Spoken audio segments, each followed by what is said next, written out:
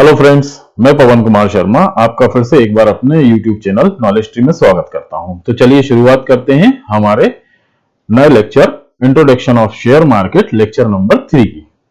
तो इसकी शुरुआत करने से पहले जैसा कि हमने अपने पिछले video number 1 and video number 2 यानी लेक्चर नंबर 1 एंड 2 में शेयर मार्केट और उससे रिलेटेड जो भी एक इंट्रोडक्शन होता है, नॉर्मल बेसिक नॉलेज को हमने उसके बारे में जाना था। अब इस वीडियो में हम अपना कुछ टेक्निकल पॉइंट्स को आगे लेकर चलेंगे। तो चलिए शुरुआत करते हैं। The 5 new concept which we are going to cover in this lecture number 3। हम वो 5 कॉन्सेप्ट इसमें जो कवर करने वाले हैं वो इस तरह हैं। नंबर 1, प्रमोटर और promoters and share holders. Number 2, market value and face value of share. Number 3, accounts for trading in share market. Number 4, short and long term capital gain STCG and LTCG and number 5, dividend. तो ये 5 topic हम आज के video में cover करेंगे। तो चलिए move करते हैं हमारे फर्स्ट टॉपिक की ओर, फर्स्ट कॉन्सेप्ट की ओर, प्रमोटर और प्रमोटर्स एंड शेयर होल्डर्स। तो इसकी टेक्निकल डेफिनेशन में जाने से पहले मैं आपको थोड़ा सा इसके बारे में बताना चाहूंगा। तो प्रमोटर एंड प्रमोटर्स जो होते हैं वो कंपनी की शुरुआत करते हैं, यानी कि जो भी ग्रुप ऑफ पर्सन या पर्सन किसी कंपनी की शुरुआत करते हैं या उस कंपनी को शुरू करने के लिए या उस बिजनेस को शुरू करने के लिए इनिशिएटिव लेते हैं, उनको प्रमोटर एंड प्रमोटर्स बोला जाता है। तो इसकी टेक्निकल डेफिनेशन देखें तो a promoter is the one who take initiative for start a business, he known as a founder of the company. ठीक है, ये भी बहुत अच्छा पॉइंट आया। जो प्रमोटर और प्रमोटर्स होते हैं उनको कंपनी का फाउंडर या फाउंडर्स भी कहा जाता है। नंबर 2 कॉन्सेप्ट में there could be multiple promoters in one business. मतलब जैसा मैंने आपको बताया था कि कई प्रमोटर्स भी हो सकते हैं, बट आइडियली 2 और 3 promoters founders are sufficient for a company. But सही तरीके से देखा जाए तो एक कंपनी में 2 या 3 प्रमोटर्स जो होते हैं वो सफिशिएंट होते हैं, क्योंकि अगर ज्यादा प्रमोटर्स या फाउंडर्स होंगे यानी कि ज्यादा बिजनेस पार्टनर होंगे तो एक दूसरे में कहीं ना कहीं कॉन्फ्लिक्ट रहता है। उसका ओपिनियन दूसरा रहेगा, किसी और प्रमोटर का ओपिनियन दूसरा रहेगा, तो कंपनी में ग्रुप ऑफ कंपनी जो रहेगी आपकी उसके अंदर में यूनिटी नहीं हो पाएगी और कहीं ना कहीं कॉन्फ्लिक्ट यानी कि तनाव रहेगा, बीच में मतभेद रहेंगे। तो इसलिए बोला गया है कि आइडियली अगर देखा जाए तो 2 या 3 फाउंडर्स और प्रमोटर्स जो होते हैं वो कंपनी के लिए सफिशिएंट होते हैं। Number 3 points is the shareholders. So who's holding the share of any particular company? He is a legally shareholder of the company. मतलब कोई भी पर्सन यानी कि मैं, आप या कोई भी हो सकता है, वो किसी भी कंपनी के अगर शेयर्स को होल्ड करता है तो वो कंपनी का लीगली शेयर होल्डर कहलाता है। But a shareholder it is not a decision maker of the company. Shareholder किसी भी कंपनी का डिसीजन मेकर नहीं होता है। He can only be participate in profit और loss of the company. Promoter सिर्फ कंपनी के profit और लॉस में पार्टिसिपेट कर सकते हैं। प्रॉफिट और लॉस में पार्टिसिपेट करना इट मींस कि जब भी शेयर होल्डर किसी कंपनी का शेयर खरीदता है तो वो शेयर कभी प्राइस बहुत ऊपर जाएगा, कभी बहुत नीचे आएगा, या जो भी प्लस माइनस होगा, ये शेयर होल्डर सिर्फ उसमें जो प्रॉफिट या लॉस होगा उसमें पार्टिसिपेट यानी उसी का हकदार होता है। इसके अलावा वो कंपनी के किसी भी डिसीजन मेकिंग या डिसीजन मेकर पॉइंट में डिस्कस नहीं कर सकता या डील नहीं कर सकता है। तो चलिए मैं आपको थोड़ा सा और इसको डिटेल में बताता हूं। फॉर एग्जांपल अभी हमारे पास 2 कंपनी है, एक है कंपनी ए और एक है कंपनी बी। अब कंपनी ए का जो प्रमोटर है उसका नाम है राजेश, ओके, और ये कंपनी बी है। कंपनी बी का प्रमोटर हुआ मान लीजिए विजय एंड अजय, यानी कि कंपनी ए में जो प्रमोटर है वो एक सिंगल पर्सन है और कंपनी बी में जो प्रमोटर्स हैं वो 2 लोग हैं। ठीक, तो ये जो कंपनी है इसको हम बोलेंगे प्राइवेट लिमिटेड कंपनी। मैं आपको सिर्फ डिफरेंस बताना चाह रहा हूं कि प्राइवेट लिमिटेड और लिमिटेड कंपनी में क्या डिफरेंस होता है और प्रमोटर और प्रमोटर्स कहां पे होते हैं। तो अभी जैसे हमने बताया कि ये कंपनी का नाम है ए, कंपनी है ए प्राइवेट लिमिटेड, और ये है company B, B limited company. तो पहली चीज तो सबसे बड़ी बेसिक ये है, जैसा मैंने आपको अपने पिछले वीडियो में बताया था कि प्राइवेट कंपनी जब तक रहती है, प्राइवेट लिमिटेड कंपनी, ये कंपनी किसी भी कंडीशन में स्टॉक मार्केट में लिस्टेड नहीं हो सकती है। मतलब कि ये कंपनी जब तक प्राइवेट लिमिटेड कंपनी रहेगी स्टॉक मार्केट में लिस्टेड नहीं होगी, और कोई भी वेबसाइट पे आप इसके शेयर्स के प्राइस नहीं देख सकते हैं, या किसी भी कंडीशन में आप इसको नॉर्मली रूप में नहीं खरीद सकते हैं। जबकि लिमिटेड कंपनी जो रहेगी वो स्टॉक मार्केट में लिस्टेड की जा सकती है। इसके कई नॉर्म्स होते हैं, कंपनी को अपने नॉर्म्स पूरे करने होंगे, उसके बाद ये कंपनी जो है स्टॉक मार्केट में लिस्टेड हो सकती है। तो पहली चीज तो ये बेसिक बहुत बड़ा डिफरेंस आ गया है कंपनी ए एंड बी में, कि कंपनी ए प्राइवेट लिमिटेड कंपनी है और कंपनी बी जो है वो लिमिटेड कंपनी है। तो private limited company stock market में लिस्टेड नहीं हो सकती है, वहीं लिमिटेड कंपनी स्टॉक मार्केट में लिस्टेड हो सकती है, जिसके बेनिफिट ये होते हैं कि आप उनके शेयर खरीद सकते हैं और उसके शेयर्स को आप कहीं भी इंडिया में देख सकते हैं। सेकंड बिग इसमें डिफरेंस क्या होता है कि अगर मान लीजिए कि ये प्राइवेट लिमिटेड कंपनी है, तो क्या इसके पास शेयर नहीं होंगे? बिल्कुल होंगे। इस कंपनी के भी कुछ शेयर होते हैं, बट गवर्नमेंट के नॉर्म्स के अकॉर्डिंग सिर्फ कोई भी private limited company maximum to maximum 200 share holder, कितने? ओनली 200 शेयर होल्डर तक कंपनी में अलाउ है शेयर होल्डर रखना एज पर गवर्नमेंट नॉर्म्स। यही लिमिटेड कंपनी के अंदर में क्या होता है कि शेयर होल्डर्स की क्वांटिटी कितनी होती है, कितने शेयर होल्डर्स हो सकते हैं? तो इसके लिए किसी भी तरह के कोई नॉर्म्स नहीं है। इस कंपनी में मतलब लिमिटेड कंपनी के कितने भी अनलिमिटेड शेयर होल्डर्स हो सकते हैं। तो ये चीज एक बहुत बड़ी डिफरेंस होगा कि यहां पे सिर्फ 200 शेयर होल्डर्स हो सकते हैं। अब ये 200 share holders maximum to maximum कौन होंगे? जिनको आप जानते हैं, या आपके फ्रेंड्स या आपके रिलेटिव्स। इसके अलावा आप ज्यादा बाहर के लोगों को अप्रोच नहीं कर पाएंगे कि आपकी कंपनी के वो शेयर खरीदें। तो सबसे बड़ी बात यह है कि अगर आपको अपनी कंपनी को बड़ा बनाना है या फिर कंपनी में और इन्वेस्टमेंट करवाना है या कई शेयर होल्डर्स लेके आना है, तो उसके लिए आपकी कंपनी को शेयर होल्डर्स मतलब प्राइवेट लिमिटेड से लिमिटेड करना होगा। तो ये दो बेसिक आपको इसमें अंतर समझ में आ रहे होंगे। यहां पे जो पहला पॉइंट क्या था कि यहां पे एक ही कंपनी का प्रमोटर या फिर फाउंडर्स है, यहां पे कंपनी के दो फाउंडर्स हैं। अब इसमें क्या है कि कोई भी प्राइवेट लिमिटेड कंपनी में जो चीज मैंने आपको बताई कि इसका फाउंडर्स कौन है? राजेश। तो ऐसा नहीं हो सकता है। कोई भी प्राइवेट लिमिटेड कंपनी बनने के लिए मिनिमम 2 फाउंडर्स या 2 प्रमोटर्स होना ही चाहिए, ये नेसेसरी है। ये भी गवर्नमेंट का नॉर्म है। तो हम ये बोल सकते हैं कि राजेश के साथ कोई भी एक और प्रमोटर है यहां पे, तो राजेश के साथ ब्रजेश मान लीजिए, तो ब्रजेश एंड राजेश जो है वो दो कंपनी के प्रमोटर हैं। तो ये दो आपको मैंने बेसिक डिफरेंस इन दोनों में बता दिया। चलिए अब एक बात और आती है कि कितने मैक्सिमम प्रमोटर्स हो सकते हैं इस कंपनी के अंदर में। तो गवर्नमेंट बोलती है कि आप मिनिमम टू मिनिमम 2 और maximum to maximum 15 means in between 2 to 15 आपको प्राइवेट लिमिटेड कंपनी के अंदर में 2 से लेकर 15 तक प्रमोटर या फिर फाउंडर्स होना ही चाहिए। तो हमने अभी यहां पे 3 चीजें देखी हैं। पहली चीज तो हमारे maximum share holders in the private limited company 200, minimum founders या फिर प्रमोटर्स ओनली 2, और maximum founder and promoter is 15। तो ये चीज आपको थोड़ा ध्यान रखना है। अब अगर हम प्राइवेट लिमिटेड कंपनी से मूव करें लिमिटेड कंपनी की तरफ, तो इसमें मिनिमम आपके प्रमोटर्स जो होना चाहिए वो होना चाहिए 7। ये कंपनी का नॉर्म है कि ये गवर्नमेंट नॉर्म है कि कम से कम 7 आपके प्रमोटर्स होना चाहिए किसी भी कंपनी के अंदर में।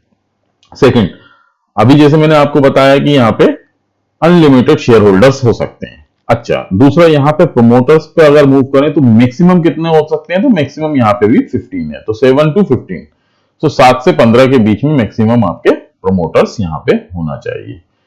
थर्ड पॉइंट यहां पे सबसे अच्छा बेनिफिशियल ये होता है कि जब आप शेयर मार्केट में अपने या आपकी कंपनी जब लिस्टेड हो जाती है, तो आप ये सोचिए कि अगर यहां पे आपके पास इस कंपनी के फॉर एग्जांपल 1000 शेयर हैं, टोटल 1000 नंबर ऑफ शेयर है फॉर एग्जांपल, तो इसमें जो है maximum to maximum 75% of the share जो प्रमोटर होते हैं या प्रमोटर ग्रुप होता है, यानी कि ये 7 to 15 लोगों के बीच का जो ग्रुप है, ये 75% शेयर को अपने पास होल्ड कर सकते हैं।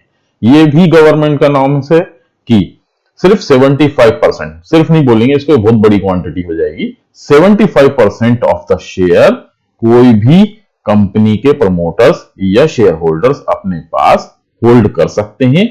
25% ऑफ द शेयर्स बोलेंगे मार्केट में सेलिंग के लिए, मतलब वो अपने मार्केट में सेल करने के लिए या और लोगों के लिए छोड़ सकते हैं। तो ये आपको दोनों कंपनियों के बीच में एक डिफरेंस समझ में आ गया होगा कि प्राइवेट लिमिटेड कंपनी और लिमिटेड कंपनी में क्या डिफरेंस होता है, इनके प्रमोटर्स कौन होते हैं, इनके फाउंडर्स कौन होते हैं और इनके शेयर होल्डर्स कौन होते हैं। तो ये चीजें मैंने आपको डिटेल में यहाँ पे समझा दी हैं। अगर कोई भी डाउट हो तो आप मुझे इसके बाद फिर भी पूछ सकते हैं। तो चलिए मूव करते हैं हमारे सेकंड कॉन्सेप्ट की ओर। हमारा सेकंड कॉन्सेप्ट है market value and the face value of the share. अभी तक हमने ये जाना था कि शेयर जो होता है उसकी एक ही वैल्यू होती है जो सबको मालूम होती है, जो डिस्प्ले में दिखाई जाती है, जो मार्केट के अंदर में दिखती है, वो उसकी वैल्यू होती है। तो ऐसा है कि किसी भी शेयर की दो वैल्यूज होती हैं। पहली होती है मार्केट वैल्यू। तो पहले मार्केट वैल्यू को हम समझते हैं। Market value of the share is the current value of which the stock is traded in the stock market। इसका मतलब ये हुआ कि मार्केट वैल्यू वो वैल्यू होती है, यानी कि वो करंट वैल्यू होती है जिसमें शेयर बेचा या खरीदा गया है अभी तुरंत में। तुरंत में मतलब कि मान लीजिए 1 सेकंड पहले अगर किसी शेयर की यहाँ, तो फॉर एग्जांपल अपन ये सोच लेते हैं कि ये मार्केट वैल्यू की अपन बात कर रहे हैं और ये मार्केट वैल्यू यहाँ पे अभी फॉर एग्जांपल 9 बजे इस शेयर की जो वैल्यू है यहाँ पे 50 रुपीज है। ठीक है, अब 9 बज के 2 सेकंड पर, दो सेकंड पे, ठीक है, यहां पे इस शेयर की वैल्यू यहां पे हो जाती 51 रुपीज। यहां पे अगर 9 बज के 10 मिनट पर यहां पे इस शेयर की वैल्यू हो जाती 55 रुपीज। तो मतलब कि हर टाइम मूवमेंट पर ये मार्केट की मार्केट वैल्यू यानी करंट वैल्यू जो है वो चेंज होती रहती है। यहाँ पे कुछ और होगी, फिर थोड़ी देर बाद कम हो जाएगी, फिर और नीचे चली जाएगी, फिर उठेगी, फिर ऊपर पहुंच जाएगी, फिर नीचे आ जाएगी, कि यानी कि मार्केट वर्किंग आवर्स में किसी भी शेयर के प्राइस जो है वो फ्लक्चुएट करते हैं, तो उसको उसकी करंट वैल्यू या फिर मार्केट वैल्यू बोली जाती है। इसको एक और नाम दिया जाता है, इसका नाम बोला जाता है LTP, means latest traded price. Latest मतलब अभी तुरंत में जो इसको खरीदा या बेचा गया है वो प्राइस को बोला जाता है इसका LTP। तो चलिए हम इसकी बात करते हैं डेफिनेशन की। Market value of the share is the current value eight which the stock is traded in the stock market. The market value can be change any time on market working hours. जैसा मैंने आपको बताया था कि यहाँ पे किसी भी टाइम में आपकी मार्केट वैल्यू जो है वो चेंज हो सकती है। It is also known as a LTP, इसको LTP भी बोला जाता है। ये हो गई आपकी टेक्निकल डेफिनेशन। चलिए मूव करते हैं हमारे सेकंड पॉइंट की ओर, is the face value. The face value of the share is the value which was decided by the promoter founder of the company in initial stage. भाई सीधी सी बात है कि ये अभी अगर अपन बात कर रहे हैं, ये तो मार्केट प्राइस हो गया। ये मार्केट प्राइस क्यों चेंज होता है? मार्केट में जिस शेयर की जितनी डिमांड होती है उसका प्राइस ऊपर चला जाता है, जिसकी उतनी डिमांड नहीं होती है उसका प्राइस नीचे हो जाता है। तो ये नहीं कि मार्केट प्राइस जो डिपेंड करता है वो डिमांड एंड सप्लाई के ऊपर डिपेंड करता है और ये मार्केट प्राइस किसी भी टाइम चेंज हो जाता है। मगर ये मार्केट प्राइस किसी शेयर का जो होता है, जब ये शेयर इनिशियल स्टेज में मार्केट में आया होगा तो कोई ना कोई तो एक प्राइस उन्होंने डिसाइड किया होगा कि भाई मैंने इस शेयर को 10 रुपए में मान लीजिए इसको लॉन्च किया। तो फॉर एग्जांपल जब इस शेयर को 10 रुपए में लॉन्च किया है, यानी इस शेयर की फेस वैल्यू जो है वो कितनी हो गई? 10 रुपए हो गई। अब मार्केट वैल्यू जब चेंज होती है तो क्या फेस वैल्यू के ऊपर में कोई इंपैक्ट आता है? तो ऐसा बिल्कुल नहीं है। जब भी मार्केट वैल्यू जो चेंज होगी, यानी कि कोई शेयर अगर 50 रुपए पे जा रहा है, 100 रुपए पे जा रहा है, 200 रुपए पे जा रहा है, तो उसके करस्पॉन्डेंस आपका शेयर वैल्यू जो है, फेस वैल्यू, शेयर की जो फेस वैल्यू है वो चेंज नहीं होती है।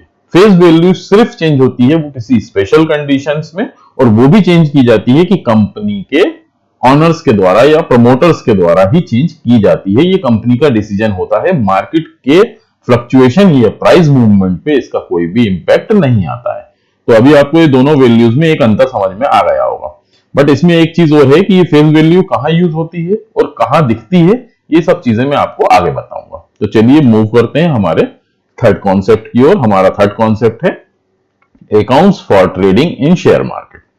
हमारे दो पिछले वीडियोस में हम लोगों ने शेयर मार्केट की सारी बेसिक इंफॉर्मेशन समझ ली थी और उसमें मैंने आपको यह भी बताया था कि अगर आपको ट्रेडिंग करना है तो आपको कुछ डीमेट अकाउंट्स या कुछ अदर टाइप के अकाउंट खोलने पड़ेंगे। तो वो अकाउंट कौन कौन से होते हैं, चलिए वो भी आपके डिस्कस करते हैं।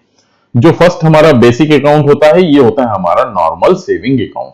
ये सभी के पास होता है जनरली, और ये किसी तरह का स्पेशल अकाउंट नहीं है। सेविंग अकाउंट जो होता है किसी भी बैंक में आप खुलवा सकते हैं, एसबीआई, एक्सिस, एचडीएफसी या जो भी व्हाट्सएवर बैंक आपको पसंद आए आप उसमें खुलवा सकते हैं।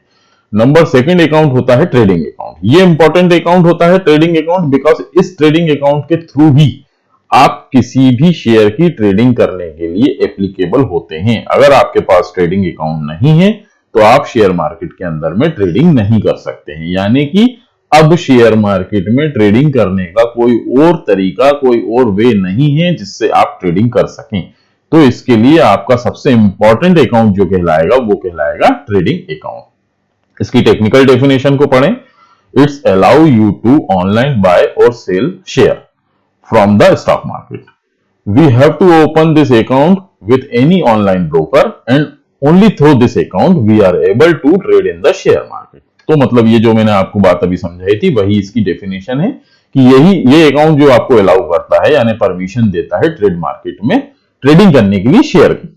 ठीक है, तो उसके लिए ये ओपन कहां होगा आपको, जैसा मैंने आपको पिछले वीडियोस में बताया था कि कई ऑनलाइन ब्रोकर्स हैं, जैसे कि एंजल ब्रोकिंग है, इडलवाइज है, शेर खान है और कई हैं। ठीक है, तो आप उनकी लिस्ट जो है वो इंटरनेट से भी देख सकते हैं और कहीं और भी आप इनको पता कर सकते हैं। उनके पास आपको ये ट्रेडिंग अकाउंट खोलना पड़ेगा। ठीक है, तो अब ये ट्रेडिंग तो आप कर लेंगे। अब ये ट्रेडिंग करने के बाद मान लीजिए आपने कोई चीज खरीदी, मान लीजिए आपने शेयर खरीद लिए, तो शेयर रखेंगे कहां? आप अपने ट्रेडिंग अकाउंट में शेयर को नहीं रख सकते। उस रखने वाली जगह को बोला जाता है डीमेट अकाउंट। यानी कि डीमेट अकाउंट जो होता है वो एक तरह का लॉकर होता है, एक तरह का आपका कबर्ड होता है, जिसके अंदर में जो आपने शेयर की ट्रेडिंग की है उनको वहां रखा जाता है और आप अपना पूरा पोर्टफोलियो अपना डीमेट अकाउंट में देख सकते हैं। यानी कि आपकी जो पूरी डिटेल है कि आपके पास कितने शेयर हैं, किसकी क्या मार्केट वैल्यू चल रही है, ये जो आपका जो अकाउंट है ये ट्रेडिंग करने के काम आएगा और ये जो अकाउंट है ये आपका उन शेयर्स को रखने के काम आएगा। तो इसका मतलब क्या ये हुआ कि आपको 2 अकाउंट 3 अकाउंट अलग अलग जगह खुलवाने पड़ेंगे? नहीं, जैसा कि आपका ये अकाउंट तो होता है सेविंग अकाउंट, मैंने आपको बताया आप किसी भी बैंक में खुलवा सकते हैं। Trading account and demat account जो होते हैं ये दोनों अकाउंट आपका कोई भी ब्रोकर, जो ऑनलाइन ब्रोकर होते हैं शेयर मार्केट के, वो दोनों अकाउंट को एक साथ खोल देते हैं और वो दोनों एक साथ ही ऑपरेट किए जा सकते हैं। उसी अकाउंट से ट्रेडिंग की जाती है और उसी अकाउंट में मतलब डीमेट अकाउंट में आप, तो इसका नाम बोल सकते हैं ट्रेडिंग कम डीमेट अकाउंट, जिसके अंदर में आप अपने शेयर्स को सेव करके रख भी सकते हैं और उसकी पूरी डिटेल आपको वहां से मिल जाएगी।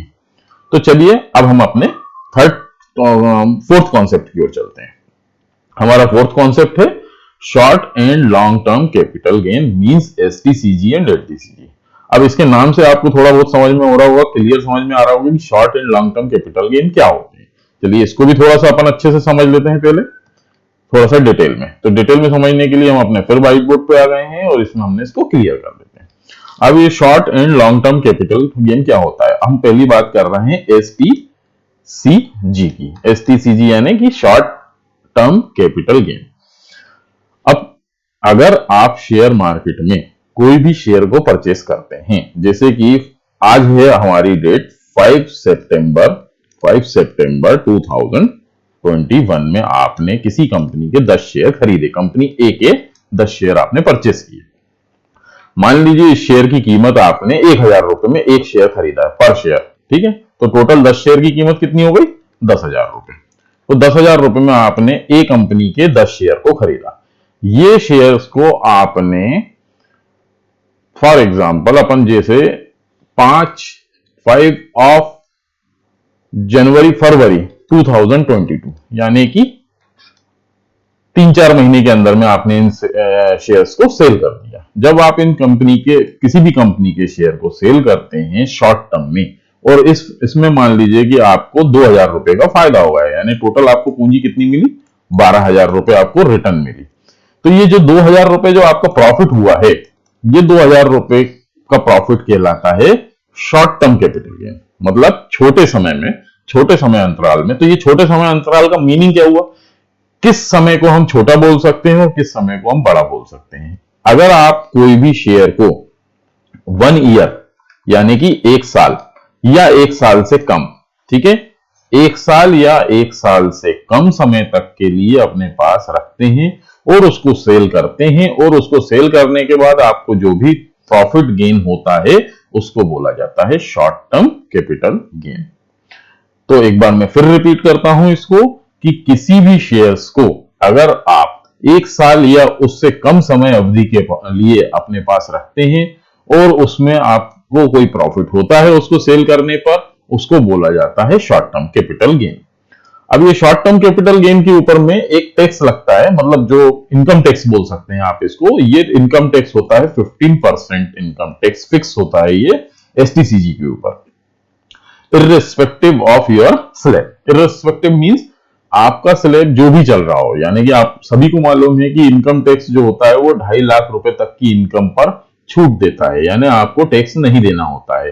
तो उसमें यह हो जाता है कि अगर आपकी इनकम 2.5 लाख रुपए से कम भी है, ओके, और आपको इसमें कोई भी प्रॉफिट हुआ, शॉर्ट टर्म कैपिटल में कुछ भी प्रॉफिट हुआ, तो आपको इनकम टैक्स कुछ भी नहीं देखेगा, उससे कोई मतलब नहीं है आपको, तुरंत आपकी इनकम के ऊपर में 15% का टैक्स लग जाएगा, और ये पैसा जो आपको मिलेगा वो 15% टैक्स कटने के बाद ही मिलेगा। तो इसमें किसी भी तरह का आपको और कोई चांस नहीं है। शॉर्ट टर्म कैपिटल गेन में 15% का टैक्स एप्लीकेबल होता है और वो आपको बेयर करना पड़ेगा। इसी में अगर हम जाएं तो लॉन्ग टर्म कैपिटल गेन। अब लॉन्ग टर्म कैपिटल गेन क्या होते हैं, इसको बोला जाता है LTCG, long term capital gain. जैसा कि शॉर्ट टर्म कैपिटल गेन में मैंने बताया था कि कोई भी शेयर को अगर आप 1 साल या उससे कम समय के लिए अपने पास रखते हैं तो उसको बोला जाता है शॉर्ट टर्म कैपिटल गेन। इसी के अपोजिट में अगर हम बोले तो लॉन्ग टर्म कैपिटल गेन को मोर देन 1 ईयर, मतलब 1 साल से ज्यादा, यानी आपको कोई भी शेयर अगर 1 साल से ज्यादा रखते हैं, 1 साल से ज्यादा, 1 साल नहीं आएगा इसमें, 1 ईयर ऑलरेडी काउंट हो चुका है आपका एसटीसीजी में, यानी शॉर्ट टर्म कैपिटल गेन में। अगर 1 साल तक के लिए रखेंगे तो वो एसटीसीजी में काउंट हो जाएगा, और अगर इसको आप 1 साल से ज्यादा रखेंगे तो ये आपका एलटीसीजी में चला जाएगा, मूव हो जाएगा। तो इसका मतलब ये हुआ कि आपने शेयर को 1 साल से ज्यादा अपने पास रखा है। सेम एग्जांपल लेते हैं कि अगर आपने 10,000 रुपए के शेयर खरीदे थे कंपनी ए के, और वो कंपनी ए के शेयर आपने 1 साल से ज्यादा रखने के बाद आपको 15,000 रुपए में बेचे आपने, ठीक है। तो इसमें क्या हो जाएगा आपको कि ये इसमें आपको जो 5,000 रुपए का प्रॉफिट हुआ है इसके ऊपर में 10% का टैक्स लगता है, मगर ये टैक्स जो होता है वो रिस्पेक्टिव होता है। रिस्पेक्टिव मतलब कि अगर आपका टैक्स स्लैब 2.5 लाख रुपए का है, मतलब 2.5 लाख रुपए तक की स्लैब में आप आते हो कि 2.5 लाख रुपए तक आपकी इनकम जो है उस पर आपको टैक्स नहीं लगेगा। तो अगर ये 5,000 आपका 2.5 लाख के बाद जोड़ता है तब ये टैक्स आप पे एप्लीकेबल होगा। 2.5 लाख के बाद जोड़ता है मतलब 2,55,000। समझ रहे हैं आप बात को? जब आप 2.5 लाख रुपए आपकी इनकम है और 5,000 रुपए आपने ये चीज कमाई, ठीक, तो 5,000 आपका 2.5 लाख के बाद जोड़ा, तो ये 5,000 पे डायरेक्टली टैक्स लग जाएगा क्या? नहीं, इसमें भी आपको एक बहुत अच्छी स्कीम, मतलब स्कीम नहीं बोल सकते, इसमें भी गवर्नमेंट की बहुत अच्छी छूट होती है। वो ये छूट होती है कि 1 लाख रुपए तक का, 1 लाख रुपए तक का, ठीक है, 1 लाख रुपए तक का एलटीसीजी इनकम के ऊपर, मतलब एलटीसीजी की जो इनकम होती है, एलटीसीजी की जो इनकम होती है उसको अगर 1 लाख रुपए भी है उसके ऊपर तक 1 लाख तक पे टैक्स नहीं देना पड़ता है, यानी कि जो 10% है वो आपका 1 लाख रुपए तक की छूट है। तो रिस्पेक्टिव भी हो गया, मतलब 1 लाख, मगर ये 2.5 लाख के ऊपर निकल गया तो आपको 10% का टैक्स लग जाएगा। यानी कि अगर आपने 1 लाख रुपए कमा लिए और आपकी 2.5 लाख रुपए अदर इनकम है, तो 2.5 लाख के बाद 1 लाख क्या हो गया? 3.5 लाख। तो 3.5 लाख में मतलब जो 1 लाख है उसके ऊपर आपका 10% टैक्स लग जाएगा। इसी तरह से अगर अपन देखें कि मान लीजिए आपने 2.5 लाख रुपए कमाए किसी और तरह से, किसी और जगह आपके बिजनेस से या किसी भी जगह से, और ये आपने इनकम टैक्स में शो किया हुआ है। अब इसके बाद अगर आपने 50,000 रुपए और आपने एलटीसीजी के थ्रू यानी शेयर के थ्रू कमा लिए, तो इस 50,000 के ऊपर में 10% का टैक्स लग जाएगा। आई होप आपको क्लियर हो गया होगा एलटीसीजी एंड एसटीसीजी के बीच में डिफरेंस। अब मैं आपको इसकी टेक्निकल भाषा या इसकी टेक्निकल डेफिनेशन की ओर लेके चलता हूं, तो आपको जल्दी और क्लियर हो जाएगा। देखिए, शॉर्ट टर्म कैपिटल गेन क्या होता है? In short time of duration if we get any profit on our stock investment, it's called short term capital gain. The duration of STCG is the 1 और less than 1 year. 15% tax is applicable on short-term capital gain irrespective of your tax slab। जैसा मैंने आपको अभी पूरी चीज मैंने समझाई थी, वही यहाँ पे इसकी टेक्निकल डेफिनेशन में। यहाँ पे भी आप देख सकते हैं कि शॉर्ट टर्म कैपिटल गेन जो होता है, ड्यूरेशन 1 और less than 1 year, applicable tax is 15% irrespective. अब हम जाते हैं लॉन्ग टर्म कैपिटल गेन की। In long time of the duration if we get any profit on our stock investments, it's called long term capital gain. The duration of STCG is more than 1 year, मतलब कि 1 साल से ज्यादा जो duration होता है उसी को बोला जाता है long term capital gain. Okay, the basic exemption limit on LTCG is 1 lakh. जैसा मैंने अभी आपको बताया था कि 1 लाख तक के ऊपर में इसका कोई टैक्स नहीं लगता है, मगर ये अगर 1 लाख आपकी इनकम के ऊपर जुड़ जाता है, अभी इसमें क्या हो रहा था कि अगर आप 2,000 रुपए भी कमा रहे हैं तो उसके ऊपर में टैक्स लग जाएगा, 15% का तुरंत टैक्स कट जाएगा। पर यहां पे अगर 1 लाख तक भी कमाते हैं तो इस 1 लाख के ऊपर में भी आपको टैक्स नहीं देना पड़ेगा। अगर ये 1 लाख आपके 2.5 लाख के बाद जुड़ेगा तो आपको टैक्स देना पड़ेगा। क्लियर?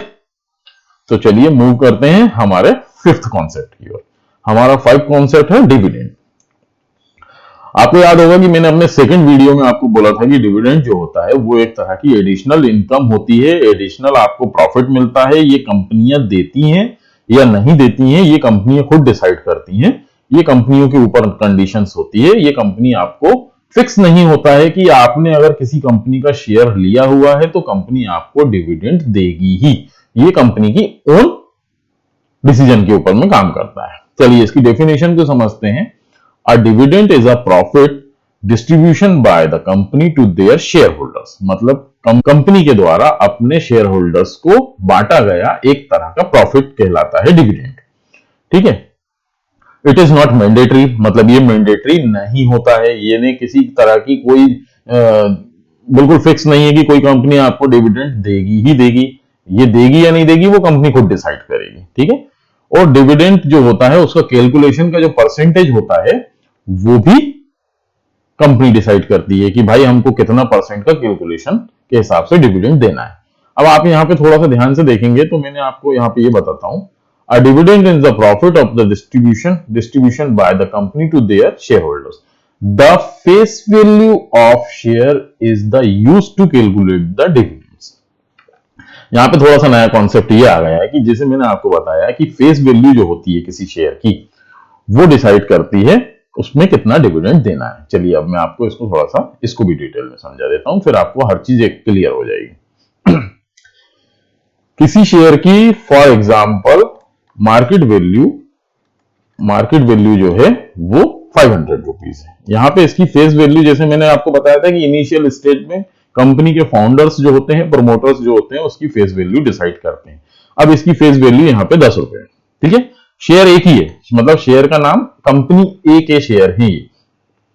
उसकी मार्केट वैल्यू 500 है, उसकी फेस वैल्यू 10 रुपीज है। अब अगर कंपनी ये डिसाइड करती है या अनाउंसमेंट करती है कि मैं हमारे सारे शेयर होल्डर्स को, ध्यान से सुनिएगा ये टॉपिक थोड़ा सा अच्छा है और थोड़ा सा कंफ्यूजन भी क्रिएट कर सकता है, कि मैं अपने सारे शेयर होल्डर्स को 100% डिविडेंड देंगे।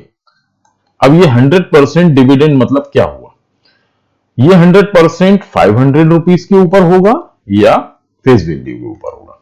भाई अगर 500 का, अब एक छोटा सा एग्जांपल लेते हैं कि अगर किसी के पास किसी कंपनी के 1000 शेयर हैं, ठीक, एक शेयर की कीमत कितनी बताई मैंने? 500 रुपीज। तो 500 into 1000 इज अराउंड 50,000। अब अगर 50,000 शेयर अगर किसी के पास 50,000 रुपीज वर्थ के शेयर रुपए के शेयर किसी के पास हैं और अगर कंपनी अनाउंस करती है कि हम 100% डिविडेंड देंगे, 100% डिविडेंड देंगे मतलब कि इसकी मार्केट वैल्यू के ऊपर में 100% डिविडेंड यानी 50,000 रुपीज हम उसको डिविडेंड देंगे 1% को। यानी कि अब आप सोच सकते हैं कि इस कंपनी के शेयर कितने लोगों के पास होंगे, कहां कितने, मतलब हो सकता है करोड़ों में ये शेयर उनके लोगों के पास हो। तो क्या कंपनी जो है करोड़ों अरबों रुपए बांटेगी? नहीं, ऐसा बिल्कुल नहीं है। कंपनी जो शेयर कंपनी जो डिविडेंड अनाउंसमेंट करती है वो उसकी फेस वैल्यू के ऊपर करती है। कंपनी कभी भी मार्केट वैल्यू के ऊपर में डिविडेंड अनाउंस नहीं करती है। तो आपको मैं सीधा सा इसमें यह बताना चाहूंगा कि जो डिविडेंड का कैलकुलेशन होता है, अगर कोई भी कंपनी बोल रही है कि हम 100% डिविडेंड देना चाह रहे हैं, तो 100% अगर वो डिविडेंड दे रहे हैं तो वो आपको उसके फेस वैल्यू पे मिलेगा। 100% यानी 10 रुपीज का 100% यानी कितना हुआ? 10 रुपीज हुआ। यानी अगर आपके पास किसी कंपनी के 10 शेयर अगर आपके पास हैं, ओके, तो एक शेयर पे आपको 10 रुपए मिलेगा। यानी कि 10 इंटू 10 यानी 10 इंटू 10 इज 100 रुपीज आपको बेनिफिट मिलेगा।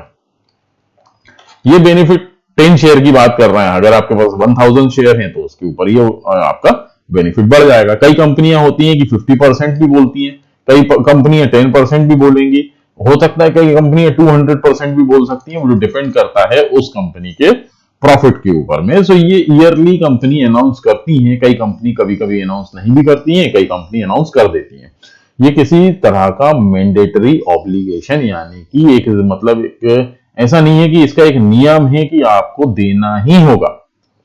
दे या ना दे ये कंपनी का ओन डिसीजन होता है। ये एक एडिशनल प्रॉफिट होता है कि लोगों को थोड़ा सा इंकरेज करने के लिए कि हमने डिविडेंड दिया है, अगर आप हमारे शेयर खरीदेंगे तो आपको और अच्छा प्रॉफिट मिल सकता है। तो डिविडेंड का कॉन्सेप्ट आपको क्लियर हो गया होगा। तो इसी के साथ हमारे जो हैं 5 कॉन्सेप्ट जो हैं वो खत्म हो गए हैं। अब हमारा जो है नेक्स्ट जो हमारा वीडियो रहेगा उसमें हम फिर से अपने 5 कॉन्सेप्ट लेके आएंगे, टेक्निकल पॉइंट्स लेके आएंगे और नेक्स्ट मंडे को हम अपने इन 5 कॉन्सेप्ट पे डिस्कस करेंगे। Thanks for watching my video. अगर आपको मेरा वीडियो पसंद आया हो तो प्लीज लाइक करें, शेयर करें, सब्सक्राइब करें। Thank you so much. मिलते हैं नेक्स्ट मंडे।